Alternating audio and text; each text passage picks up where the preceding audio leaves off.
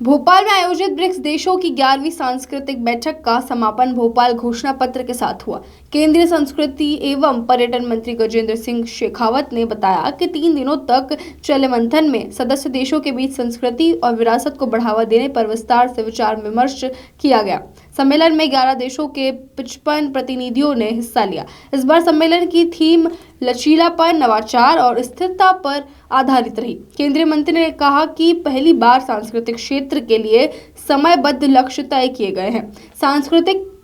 और विरासत संरक्षण को लेकर साझा रोड मैप तैयार किया गया है, जिसमें डिजिटल माध्यमों के इस्तेमाल पर भी जोर दिया गया है। साथ ही सांस्कृतिक संपदाओं को उनके मूल देशों में वापस लाने की पहल भी घोषणा पत्र में शामिल की गई है। मुख्यमंत्री डॉक्टर मोहन यादव ने कहा कि राजा भोज की नगरी में इस आयोजन का होना गर्व का विषय है। उन्होंने कहा कि भारत का सांस्कृतिक अतीत भव्य रहा है और हमारी भावना हमेशा वसुधैव कुटुंबकम की रही है। आज 8 तारीख को भोपाल में आयोजित 11वीं ब्रिक्स सांस्कृतिक मंत्रियों की बैठक में जो वर्चुअल माध्यम से जो प्रारंभ में जो विषय सूचीबद्ध किए गए थे, उन पर कार्य समूह ने विचार विमर्श किया था और अब इस प्रक्रिया के बाद में संस्कृति का जो ट्रैक है का ब्रिक्स में, उस संस्कृति ट्रैक को सहयोग के सभी सहयोगी देशों ने ठोस रूप से आगे बढ़ाने पर जो है निर्णय और सहमति की है। मित्रों, इस बैठक में भारत सहित 14 देशों ने भाग लिया, जिनमें 10 ब्रिक्स के देश थे, 4 साझेदार देश थे और बैठक में कुल 55 प्रतिनिधि देश दुनिया से सम्मिलित हुए थे। मंत्री स्तरीय बैठक में संस्कृति ट्रैक में भाग लेने वाले ब्रिक्स के सदस्यों में ब्राजील, चीन, मिस्र, इथियोपिया, भारत, इंडोनेशिया, ईरान, रूस, दक्षिण अफ्रीका और संयुक्त अरब अमीरात है। मिस्र ने मंत्री स्तरीय बैठक में ऑनलाइन हिस्सेदारी की। भाग लेने वाले 4 पार्टनर कंट्री जो साझेदार देश हैं, वो बेलारूस, क्यूबा, कजाकिस्तान और थाईलैंड है। इंडोनेशिया, दक्षिण अफ्रीका और संयुक्त अरब अमीरात के संस्कृति मंत्रियों ने आज इस बैठक में भाग लिया और उनकी सहभागिता से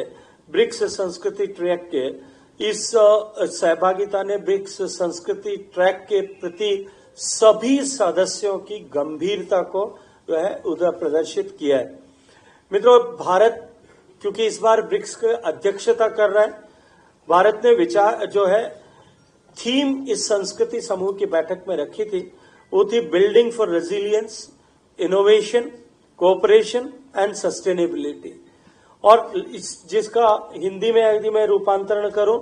तो हम लचीलापन, नवाचार और सहयोग जो स्थिरता के लिए निर्मित हो, इस पर विचार करने को हमने अपना थीम बनाया था। और संस्कृति ट्रैक के अंतर्गत इस थीम में व्यावहारिक पहलों, संस्थागत सहयोग और सांस्कृतिक आदान प्रदान तथा ऐसे मैकेनिज्म को हम डेवलप करें ताकि जिस पर बल देकर के हमने सब ने तय किया कि ब्रिक्स देशों के बीच जो सहयोग है वो सस्टेनेबल भी बने, स्वतंत्र भी बने और सुगम भी बन सके। भोपाल घोषणा पत्र का मूल उद्देश्य जो है वो सांस्कृतिक सहयोग के संस्थागत ढांचे को विकसित करना था, उसको सुदृढ़ करना था और उसके साथ साथ में संस्कृति और विरासत, हमारी हेरिटेज के समकालीन और पारंपरिक क्षेत्रों की एक विस्तृत श्रृंखला के लिए साझा रोडमैप हमने इस पर बनाया। इसके साथ ही एक प्रमुख क्षेत्र सांस्कृतिक और कल्चर क्रिएटिव इंडस्ट्री, रचनात्मकता का जो उद्योग पूरे विश्व भर में एक नई पहचान अपनी बना रहा है, उस पे रचनात्मक अर्थव्यवस्था में हम किस तरह से साझेदार होकर के एक दूसरे का सहयोग करके हम किस तरह से आगे बढ़ सकते हैं, उसमें अलग अलग कार्य प्रणालियां क्या होंगी, अलग तरह के एक्सपीरियंसेस कैसे क्रिएट किए जा सकते हैं, बेस्ट प्रैक्टिसेस को कैसे हम साथ जोड़ सकते हैं, एक दूसरे से हम कैसे सीख सकते हैं, रचनाकारों और कलाकारों और शिल्पकारों का सहयोग किस तरह से किया जा सकता है, उनकी नेटवर्किंग कैसे हो सकती है और डिजिटल साधनों के माध्यम से इस सब को एक रूप करके एक बाजार तक पहुंचने के शिल्पकारों रचनाकारों के अवसरों को कैसे बढ़ाया जा सकता है, इस पर भोपाल डिक्लेरेशन में विस्तार से बातचीत की गई। हमारे पेश जो प्रोफेशनल्स हैं, जो कल्चर के क्षेत्र में, आर्ट के क्षेत्र में, उनके नेटवर्क को स्ट्रेंथन करना, सुदृढ़ करना, ब्रिक्स देशों के कलाकार परस्पर एक दूसरे के देशों में जाकर के क्रिएटिविटी के क्षेत्र में बेटर अवसर प्राप्त कर सकें, इस दृष्टिकोण से उनको फैसिलिटेट करना तथा विभिन्न देशों के कलाकारों को जोड़ने की एक सस्टेनेबल कल्चरल